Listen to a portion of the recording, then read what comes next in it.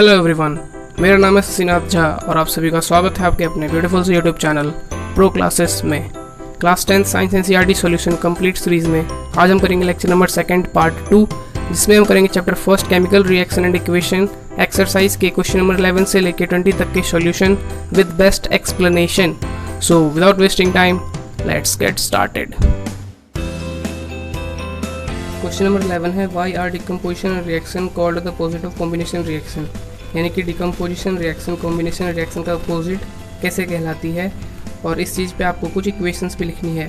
तो ये सेम चीज़ हमने डिस्कस करा था जब हमने 8th का सी और टी पार्ट किया था, लेकिन फिर समझते हैं एक बार। देखो, ऐसे रिएक्शंस जिसमें एक सिंगल रिएक्टेंट टूट के एक या एक से ज़्यादा प्रोडक्ट बनाए, इस टाइप के रिएक्शन को बोलते हैं डिकम्पोजिशन रिएक्शन। और इसी का अपोजिट ऐसे रिएक्शन जिसमें एक या एक से ज़्यादा प्रोडक्ट जुड़ के एक या एक से ज़्यादा रिएक्टेंट जुड़ के क्या बनाए, एक सिंगल प्रोडक्ट तैयार करे, तो इस टाइप के रिएक्शन को हम बोलते हैं कॉम्बिनेशन। तो दिखने में ध्यान से देखो, एक दूसरे का क्या है, अपोजिट है, तो इसीलिए इसे क्या बोलते हैं, अपोजिट रिएक्शंस इन दोनों को। जैसे मैं पढ़ा रहा हूँ और आप पढ़ रहे हो, तो ये चीज़ क्या हुआ, एक दूसरे का अपोजिट हुआ, ठीक। और आपको क्या करना है, इसको एक्सप्लेन करने के लिए एक इक्वेशंस भी लिखनी है। तो ऐसे नहीं लिखना आपको एग्जाम्स में, ठीक है। तो देखो, इसको सपोर्ट करने के लिए आप क्या एग्जाम्पल लिखोगे, जैसे चॉक होता है, चॉक पाउडर कैल्शियम कार्बोनेट का, ठीक है। जब कैल्शियम कार्बोनेट को क्या करते हैं, हीट करते हैं, तो क्या होता है, टूटता है किस में, एक तो कैल्शियम ऑक्साइड का पाउडर बन जाता है, साथ में कार्बन डाइऑक्साइड गैस क्या होती है, अलग हो जाती है। तो ये किस टाइप का रिएक्शन हुआ, ये हो गया डिकम्पोजिशन रिएक्शन। अब बात कर लेते हैं इस पर। तो इसका एक एग्जांपल सोचें तो देखो, जो एक्टिविटी 1.1 थी, जिसमें क्या था, जब मैग्नीशियम बर्न करता है ऑक्सीजन की प्रेजेंस में, तो क्या बनाता है, मैग्नीशियम ऑक्साइड, ठीक। तो ध्यान से देखो, इसमें क्या हो रहा है, दो रिएक्टेंट जोड़ के क्या कर रहे हैं, एक सिंगल प्रोडक्ट बना रहे हैं। तो ये हो गया आपका डिकम्पोजिशन रिएक्शन और ये हो गया आपका कॉम्बिनेशन रिएक्शन, और एक दूसरे का अपोजिट से साफ साफ दिख रहा है। तो ठीक, तो एग्जाम्स में आपको एक तो इंग्लिश में समझाना है इस चीज़ को, और आपको ये दो रिएक्शंस लिख देंगे सपोर्ट में। तो देखो, देखते हैं एग्जाम्स में कैसे लिखना है। तो एग्जाम्स में आपको इस तरीके से लिख देना है, जैसे decomposition reaction are called opposite of combination reaction because in decomposition reaction one element decomposes to form two or more elements, whereas in combination reaction two or more substance combine to form a single reactant. Example में इसने examples में यहाँ पे हमने क्या कर रखा है, वाटर को इलेक्ट्रिसिटी की तोड़ रखा है हाइड्रोजन ऑक्सीजन गैस में, और कॉम्बिनेशन में इसका अपोजिट क्या है, हाइड्रोजन ऑक्सीजन को हमने कंबाइन करके क्या बनाया है, वाटर। तो ये भी लिख सकते हो, और जो पहले वाला एग्जाम्पल था वो भी लिख सकते हैं, कुछ भी लिख सकते हो इस चैप्टर से रिलेटेड। बात करते हैं क्वेश्चन नंबर 12 की। Write one equation each for decomposition reaction where energy is supplied in the form of heat, light, electricity. तो देखो, अभी हमने डिस्कस किया था डिकम्पोजिशन रिएक्शन। देखो, ऐसे रिएक्शन जिसमें एक सिंगल रिएक्टेंट टूट के क्या करे, दो या दो से ज़्यादा प्रोडक्ट बनाए, उस टाइप के रिएक्शन को हम क्या बोलते हैं, डिकम्पोजिशन रिएक्शन। अब ये टूटेगा किसके प्रेजेंस में, किसी न किसी एनर्जी के प्रेजेंस में, चाहे वो एनर्जी हीट हो, लाइट हो, इलेक्ट्रिसिटी हो, ठीक है। यानी कि किसी भी चीज़ को तोड़ने के लिए हमें क्या लगती है, एनर्जी। तो एनर्जी किसी भी फॉर्म में हो सकता है। तो आपको क्या करना है, इस क्वेश्चन में डिकम्पोजिशन रिएक्शन के 3 एग्जांपल्स लिखने हैं, एक हीट से, एक लाइट के द्वारा, एक इलेक्ट्रिसिटी से, ठीक। तो देखो, तो फर्स्ट बात करते हैं हीट पे, ठीक है। जब हीट लगती है डिकम्पोजिशन रिएक्शन के लिए, तो जैसे हमने यहाँ डिस्कस करा था, देखो, जैसे कैल्शियम कार्बोनेट चौक जो है, उसे हम क्या करते हैं, उसे जब हम हीट करते हैं तो क्या होता है, एक वाइट पाउडर बन जाता है कैल्शियम ऑक्साइड का, और उसमें से क्या होती है, कार्बन डाइऑक्साइड गैस रिलीज हो जाती है। तो ये एक डिकम्पोजिशन रिएक्शन है, किसके प्रेजेंस में हो रहा है, हीट की प्रेजेंस में, ठीक है। सेकंड बात करते हैं लाइट की प्रेजेंस में। आपने एक एक्सपेरिमेंट करा होगा इसी चैप्टर में, जिसमें क्या था, सिल्वर क्लोराइड जो था, वाइट कलर का पाउडर होता है, उसे जब हम क्या करते हैं, सनलाइट में छोड़ देते हैं, तो किस टाइप का कलर का हो जाता है, वो ग्रे कलर का हो जाता है। देखो, पहले रहता है वाइट कलर का, फिर वो क्या होता है, ग्रे कलर में कन्वर्ट हो जाता है। तो हम क्या सोचते हैं, सिल्वर क्लोराइड को जब हमने सनलाइट में डाला तो क्या हो गया, सिल्वर अलग हो गया और क्लोरीन गैस अलग हो गई, जिसकी वजह से सिल्वर क्या हो गया, ग्रे कलर का हो गया। तो देखो, ये भी किस टाइप का रिएक्शन है, डिकम्पोजिशन है, किसकी प्रेजेंस में हो रहा है, सनलाइट की प्रेजेंस में। थर्ड बात करते हैं इलेक्ट्रिसिटी की प्रेजेंस में। देखो, जब वाटर में हम क्या करते हैं, इलेक्ट्रिसिटी पास करते हैं, तो फर्स्ट हाइड्रोजन गैस रिलीज होता है और ऑक्सीजन गैस रिलीज होता है। तो ये भी एक डिकम्पोजिशन रिएक्शन है, किसके प्रेजेंस में हो रहा है, इलेक्ट्रिसिटी के प्रेजेंस में। तो क्वेश्चन नंबर 12 हमारा हो गया ख़त्म। ठीक है, इतना ही करना है। अब देख लेते हैं ना एग्जाम्स में कैसे लिखना है। तो फर्स्ट वही हीट में हमने कैल्शियम कार्बोनेट वाला लिया था, लाइट में सिल्वर क्लोराइड वाला और इलेक्ट्रिसिटी में वाटर वाला। तो एग्जाम्स में आपको ऐसे लिखना है, सिर्फ क्या करना है, बैलेंस कर देना है। मैंने उसमें बैलेंस नहीं किया था। बात करते हैं क्वेश्चन नंबर 13 की। What is the difference between displacement and double displacement reaction. Displacement और डबल डिस्प्लेसमेंट रिएक्शन में क्या डिफरेंस होता है, और right equation for this reaction. In reactions के लिए आपको इक्वेशंस भी लिखनी है। तो ये चीज़ हमने जब एक्सरसाइज के सॉल्यूशन पहले किए थे उसमें भी डिस्कस करी थी, फिर डिस्कस कर लेते हैं। देखो, ऐसे रिएक्शन जिसमें high reactive metal low reactive metal को डिस्प्लेस कर दे उसके कंपाउंड में से, इस टाइप के रिएक्शन को हम बोलते हैं डिस्प्लेसमेंट। जैसे आप एक छोटे भाई हो, आप मैगी खा रहे हो, अगर बड़ा भाई आए तो क्या करेगा, वो आपसे मैगी छीन लेगा। ठीक है, क्योंकि उसके पास ज़्यादा पावर है, वो हाई रिएक्टिव है। इसी तरीके से केमिस्ट्री में भी होता है। अभी एग्जांपल्स देखेंगे थोड़ी देर बाद। देखो, डिस्कस करते हैं डबल डिस्प्लेसमेंट। ऐसे रिएक्शन जिसमें दो कंपाउंड अपने आयंस एक्सचेंज करके दो नए कंपाउंड बना ले, उस टाइप के रिएक्शन को हम बोलते हैं डबल डिस्प्लेसमेंट रिएक्शन। जैसे देखो एग्जांपल, आपके पास रेड पेन है, मेरे पास ब्लू पेन है। ठीक है, पर मुझे ज़रूरत है रेड पेन की, आपको ज़रूरत है ब्लू पेन की। तो क्या करेंगे, हम दोनों आपस में एक्सचेंज कर लेंगे। तो इस टाइप के रिएक्शन को हम क्या बोलते हैं, डबल डिस्प्लेसमेंट रिएक्शन। अभी एग्जांपल्स देखते हैं, केमिस्ट्री वाले एग्जांपल्स। ठीक है, जो हमें एग्जाम्स में लिखने हैं। देखो, जैसे लैब में अगर आपने ये वाला एक्सपेरिमेंट अच्छे से किया हुआ तो उसमें क्या होता है, आयरन जो होता है कॉपर से ज़्यादा रिएक्टिव होता है। तो क्या करता है, आयरन कॉपर सल्फेट में से कॉपर को डिस्प्लेस कर देता है और खुद सल्फेट के साथ अटैच हो जाता है। तो इस टाइप के रिएक्शन को हम क्या बोलते हैं, डिस्प्लेसमेंट रिएक्शन। ये आप एग्जाम्स में लिख सकते हो। ठीक है, या तो ये भी लिख सकते हो, ये भी लिख सकते हो। देखो एग्जांपल लेते हैं डबल डिस्प्लेसमेंट रिएक्शन की। ठीक है, जो हमें एग्जाम्स में लिखना है। देखो, जब अपनी ये वाली एक्टिविटी करी होगी अपने लैब में, केमिस्ट्री लैब में, तो उसमें क्या हुआ होगा, जब हम बैरियम सल्फेट सॉल्यूशन में, बैरियम क्लोराइड सॉल्यूशन में क्या करते हैं, सोडियम सल्फेट के सॉल्यूशन को मिलाते हैं, तो क्या होता है, दोनों आपस में आयंस एक्सचेंज करके दो नए कंपाउंड बना लेते हैं। जैसे देखो, इसमें ये था सोडियम सल्फेट, ये था बैरियम क्लोराइड। और अब देखो, पहले बैरियम के साथ क्लोरीन था, बैरियम के साथ क्या हो गया, सल्फेट आ गया। तो सल्फेट पहले था किसके साथ, सोडियम के साथ, तो सल्फेट अब आ गया बैरियम के साथ। और देखो, पहले सोडियम के साथ था सल्फेट, अब सोडियम के साथ क्या आ गया, क्लोरीन आ गया।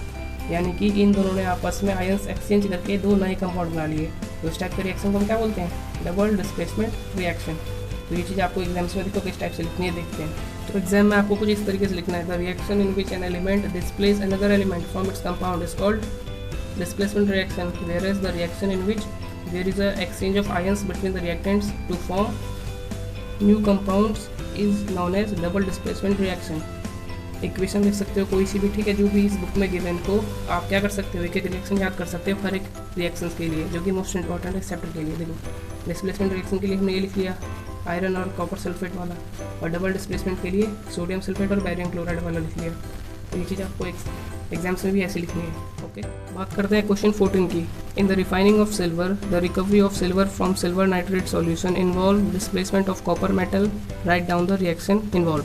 तो देखो, जब सिल्वर की रिफाइनिंग होती है, जो कि हम पढ़ेंगे metal and non metal chapter में, रिफाइनिंग ऑफ मेटल्स वाले टॉपिक में। ठीक, तो देखो, जब सिल्वर की रिफाइनिंग होती है तो क्या करते हैं, सिल्वर को हम रिकवर करने के लिए सिल्वर नाइट्रेट सॉल्यूशन में कॉपर मेटल डालते हैं। ठीक है, उसमें क्या होता है, कॉपर मेटल सिल्वर नाइट्रेट में से सिल्वर को क्या करता है, डिस्प्लेस कर लेता है, और सिल्वर हमारा क्या होता है, रिकवर हो जाता है। तो इसी चीज़ का आपको क्या करना है, write down the reaction involve. इस चीज़ का रिएक्शन आपको लिखना है। ठीक, तो देखो रिएक्शन लिखते हैं। देखो क्या था, सिल्वर नाइट्रेट सॉल्यूशन। तो सिल्वर नाइट्रेट का फॉर्मूला होता है AgNO3। ठीक है, और सिल्वर नाइट्रेट में क्या डाला है, कॉपर डाला है, कॉपर मेटल, ताकि क्या हो, सिल्वर इसमें से अलग हो जाए और सिल्वर हमारे पास एक्सट्रैक्ट होकर आ जाए। तो देखो, कॉपर क्या है, हाई रिएक्टिव मेटल है सिल्वर से, तो कॉपर क्या करेगा, सिल्वर को रिप्लेस कर देगा और क्या बना लेगा, सिल्वर को अलग कर देगा और कॉपर नाइट्रेट बना लेगा। तो ये जो आपको रिएक्शन लिखने के लिए कह रहा था, तो आपको कुछ इस टाइप की रिएक्शन लिखनी है। अगर ये बैलेंस पड़ा है तो ठीक, Ag1 है, नाइट्रोजन एक, ऑक्सीजन की, सही है, इक्वेशन पहले से बैलेंस पड़ी है। तो देखो एग्जाम्स में आपको कैसे लिखना है। In the refining of silver, the recovery of silver from silver nitrate involves displacement reaction by copper. The reaction involved is ये। ठीक है, इसमें आपने क्या किया, स्टेट भी दिखा दिया, स्टेट भी दिखा देना। ठीक है, अगर पता हो तो, नहीं पता हो तो सिर्फ रिएक्शन लिख सकते हो। ठीक है, पूरे मार्क्स मिलेंगे। बात करते हैं क्वेश्चन नंबर 15 की। What do you mean by a precipitation reaction, explain by giving examples.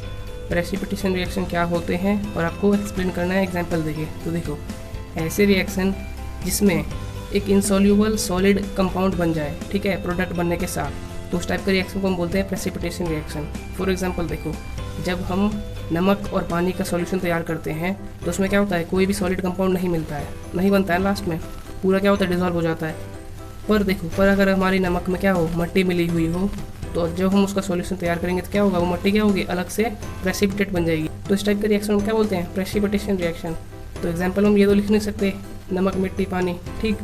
तो देखो एग्जाम्पल्स में हमें लिखना क्या है। देखो जब एक्टिविटी 1.10 हमने करी थी तो हमने देखो क्या देखा था, जब बैरियम क्लोराइड में सोडियम सल्फेट मिलाते हैं तो क्या होता है, ये भी एक ट्रांसपेरेंट सॉल्यूशन होता है, ये भी ट्रांसपेरेंट सॉल्यूशन होता है। जब इन दोनों को मिक्स करते हैं तो एक वाइट कलर का हमारे पास सॉलिड बन जाता है लास्ट में, ठीक है। तो उसको हम क्या बोलते हैं, बैरियम सल्फेट। तो बैरियम सल्फेट क्या हो रहा है, अलग से प्रेसिपिटेट हो जा रहा है, यानी कि अलग से वो जमा हो जा रहा है नीचे में, ठीक है। तो इस टाइप के रिएक्शन को क्या बोलते हैं, प्रेसिपिटेशन रिएक्शन, जहाँ पे कि एक प्रेसिपिटेट बन जाए। प्रेसिपिटेट यानी कि इनसॉल्यूबल सब्सटेंस, जो कि सॉल्यूशन में डिजॉल्व ना हो पाए, ठीक। तो एक तो ये रिएक्शन लिख सकते हो, ठीक। एक दूसरा रिएक्शन भी है इस बुक में। तो अगर आपने एक्टिविटी 1.2 करी हो तो इसमें क्या होता है, हमारे पास ये भी ट्रांसपेरेंट सॉल्यूशन होता है लेड नाइट्रेट का, और पोटेशियम आयोडाइड का भी क्या होता है, ट्रांसपेरेंट सॉल्यूशन होता है। जब इन दोनों को मिक्स करते हैं तो क्या होता है, येलो कलर का एक सॉलिड कंपाउंड बन जाता है ना हमारे रिएक्शन में। तो उस येलो कलर के सॉलिड कंपाउंड क्या बोलेंगे हम, प्रेसिपिटेट। और इस टाइप का रिएक्शन क्या कहलाएगा, प्रेसिपिटेशन रिएक्शन। अब देखो एग्जाम्स में आपको कैसे लिखना है, any reaction that produces a insoluble substance that is a precipitate can be called as precipitation reaction. Examples में वही है, ये वाली एक्टिविटी और ये वाली एक्टिविटी, इसमें वाइट पीपीटी बन रहा था और इसमें येलो पीपीटी। तो आपको क्या करना है, अंडरलाइन कर देना है मेन टॉपिक को, ठीक। और इससे ज़्यादा एग्जाम्स में नहीं लिखना, ठीक, पूरे मार्क्स मिलेंगे ये लिखने पे। बात करते हैं क्वेश्चन नंबर 16 की। Explain the following in terms of gain और loss of oxygen with 2 examples each. यानी कि ऑक्सीडेशन रिडक्शन को समझाना है किस हिसाब से, गेन और लॉस ऑफ ऑक्सीजन के हिसाब से, और 2 एग्जाम्पल्स भी देने हैं। तो देखो ऑक्सीडेशन क्या होता है, गेन ऑफ ऑक्सीजन क्या कहलाता है, ऑक्सीडेशन, और लॉस ऑफ ऑक्सीजन क्या कहलाता है, रिडक्शन। एग्जाम्पल्स के थ्रू समझते हैं। जैसे देखो एक्टिविटी 1.1 में क्या था, हमारे पास मैग्नीशियम एक रिएक्टेंट था, मैग्नीशियम रिएक्ट किया था किसके साथ, ऑक्सीजन, और क्या बना लिया था, मैग्नीशियम ऑक्साइड। तो ध्यान से देखो इसमें क्या हो रहा है, एक रिएक्टेंट जो है वो क्या कर रहा है, ऑक्सीजन को गेन कर रहा है, और क्या बना रहा है, मैग्नीशियम ऑक्साइड। तो इस टाइप का रिएक्शन क्या कहलाएगा, ऑक्सीडेशन, क्योंकि इसमें प्रोडक्ट में क्या हो रहा है, एक ऑक्सीजन ऐड हो रहा है, ठीक। इसी तरीके से और भी रिएक्शंस लिख सकते हो, जैसे कि कॉपर है, कॉपर में भी क्या करोगे, ऑक्सीजन के साथ रिएक्ट करोगे तो क्या बना देगा ये, कॉपर ऑक्साइड। बैलेंस कर लेना, ठीक है, वो अलग बात है। अब देखो बात करते हैं रिडक्शन की।